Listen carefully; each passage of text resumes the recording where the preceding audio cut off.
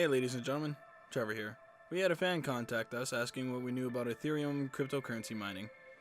We told him that we knew a thing or two about Bitcoin, but never even heard of Ethereum.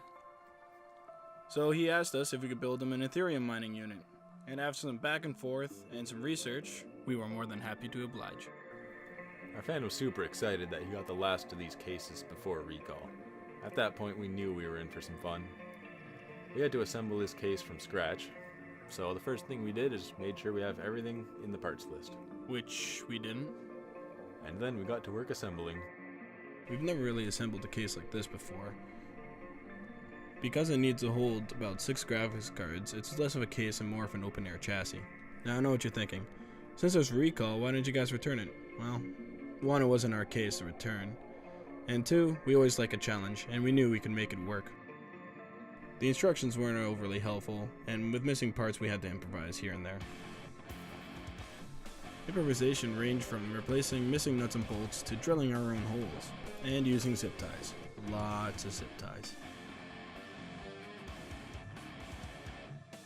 So now that the case is put together, it's time to move on to power, and this machine requires a lot of it. Now I know what you're thinking, why do we have 2 power supplies instead of 1 big power supply? And the reason for that is that you need more cables and more ports. So 1 power supply will handle 5 graphics cards, and the other power supply will handle 1 graphics card, the CPU, and the motherboard. Speaking of motherboard and CPU, let's get that stuff ready. So Trevor decided to install the CPU while filming. He wanted to point out how the triangle in the corner of the CPU lines up with the triangle in the corner of the socket. Now we install AMD's awesome looking stock cooler. Alright, so step 1 in the CPU cooler installation is removing these plastic bits on the AMD motherboard. Next, you're going to install the CPU cooler. It only fits on 2 ways, and you can't put the logo facing upright for whatever reason. Good planning, AMD. When you're tightening the 4 screws, you should go kitty corner, just to make sure you get even pressure on all 4 corners. Next step is plug in the fan power.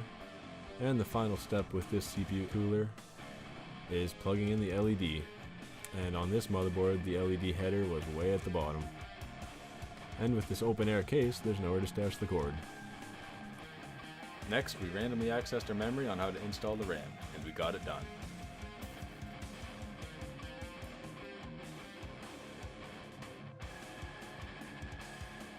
Oh, how fun it is to work with recall products. First time we installed the motherboard standoffs, the motherboard didn't fit properly. So we had to take it off, we had to mark where the holes were, tape down the piece of paper, and then get drilling again. Now that they're installed in the right orientation, we got screwing it down, making sure not to tighten all the motherboard screws until all of them were in. Alright, it's about time we wire up the motherboard and the SSD. And then came the fun process of mounting the SSD. Again, the case company didn't lay out the holes correctly, so we could only fit 1 screw. But that's alright, that's all we need. So now it's time to boot it up. And at first it gave us a heart attack, because we forgot this AMD CPU does not come with internal graphics. So we had to go up in storage and get my old 560 Ti out of storage, so we can install Windows, while we wait for the other graphics card to finally show up. Look what finally showed up. I know it's only been a few seconds for you, but it's been a couple days for us. Alright, so we mounted the first GPU backwards, opposite from the rest, because it's going to be used as the main GPU for display, and we wanted it to get the best airflow it could. All the graphics cards in the middle are just going to be starved for air and kind of suffering, so we wanted to make sure that one was good. So the case instructions didn't include anything about how to mount graphics cards. They're all like, here's a bunch of plastic bits, figure it out yourself. So we did. With a bunch of zip ties. Oh, that fan looks familiar. Check out where that thing came from. But speaking of mounting things with zip ties, on this case there's no clear way to mount fans to it, probably because it's open air chassis. So we zip ties a bunch of fans together and zip tied them to the case. That should help make sure those graphics cards aren't too starved for air. Now that all the graphics cards are mounted, it's time to install the PCIe risers. It's a pretty boring process, there's not much to it. Pretty much you plug in that PCIe clip right there into the graphics card right there. and then the other end, the PCIe by 1, you plug into the motherboard. We learned the hard way that we should have installed the fans after the PCIe risers, so we could have reached kind of above the case, rather than having to shove our hands under the fan and stuff for the later graphics cards. This is where that second power supply comes in handy. With all those extra ports and cables, there's plenty to go around. We just gotta use a jumper to power them on. Alright, so those PCIe risers use SATA power to give them power, and they also help power the graphics cards.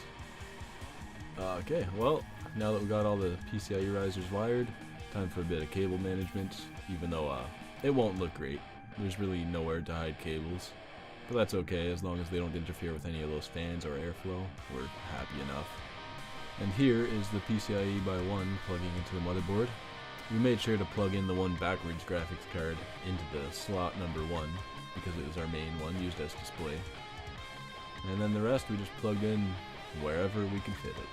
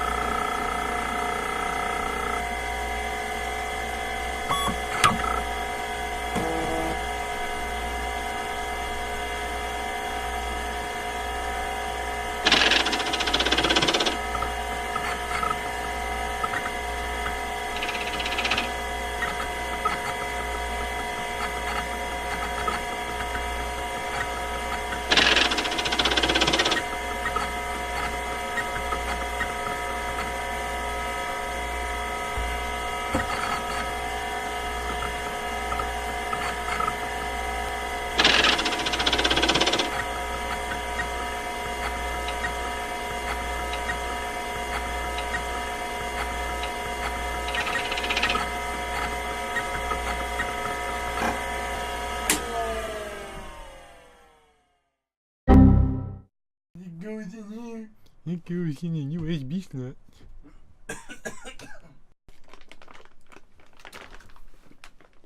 Time to use that second power supply and its extra cables and ports and whatnot there. You know, powering up graphics cards separately, all that. Woo. Good take. You should use it. Oh yeah, for sure.